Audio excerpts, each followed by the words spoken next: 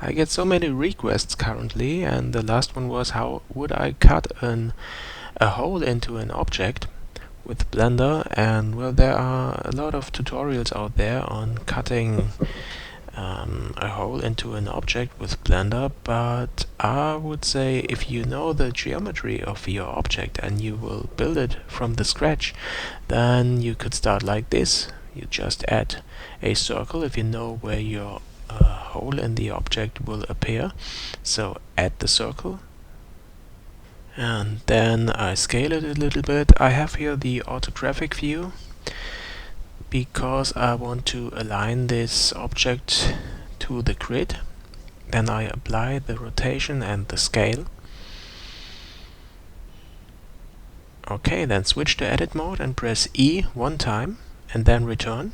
Then press S and scale this circle like this. So my goal is now to create one side of the object. The upper part will be circular and the lower part will be a square. So I switch to vertex selection, press E to extrude one vertex, and I snap here to the grid by pressing Ctrl while I move the vertex. Again, on the right side I extrude, snap it, and then I select these two vertices and press F to connect them. Now I have to create a face for the lower part, so I change to circle selection, press C, the C key in vertex mode, and select all vertices I want to connect, like that. And now I press Alt F, and as you can see, we have our face here, and this is one side, perhaps the lower side, of the whole object. And that's a great technique to create objects like this. If you know the shape and if it is symmetrical, you can create one side of it, then switch again here to edit mode and extrude out all faces with a constraint to Z-axis, and here it is. This is the shape for our object. Now my favorite part, select smooth mode and add bevels to make the object appear really crisp. So select these two edges here, the rings or the circles in the center, press Ctrl B and slightly move the mouse and the mouse wheel to add sections, and here we have a nice bevel in the inside. And now the same for the outer edges I want to bevel.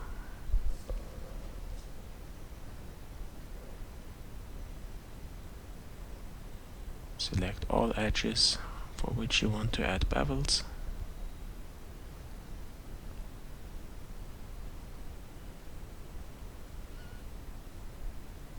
Not this one.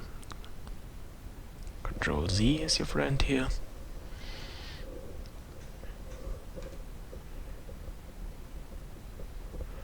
Okay, I think, yes, I have all selected that I need.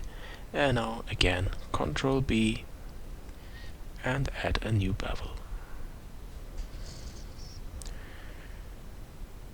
Now the angle is not really good. I think I will rotate this a little bit so that I actually see what I'm doing here. Yeah, that looks good. I think 2 sections are enough to add for this bevel here. Yeah, that looks really crisp, really clean. And rotate it around the y-axis 90 degrees, move it a little bit up, and let's do a first render. And I think that's already a good result. Let's position the light and the camera, of course. And now render this. Yeah, not bad. Of course, you could add a subsurface modifier to it to increase the sharpness. We can try this, but you have to keep in mind that when you add a subsurface modifier, you will also increase the number of vertices for this object. So let's do it. Let's add a subsurf here.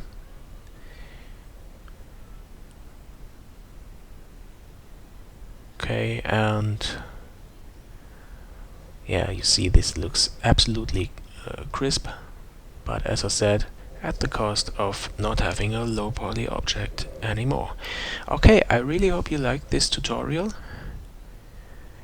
In the next one we will again increase the complexity and have an object like, yeah, let's see, I have to choose one, you will see. Will be surprised. So please don't forget to subscribe to my channel. Again, I will upload this project also to my Patreon account, and if you're my patron, you can download it from there. Here's the link. Have fun and see you soon on my channel. Bye.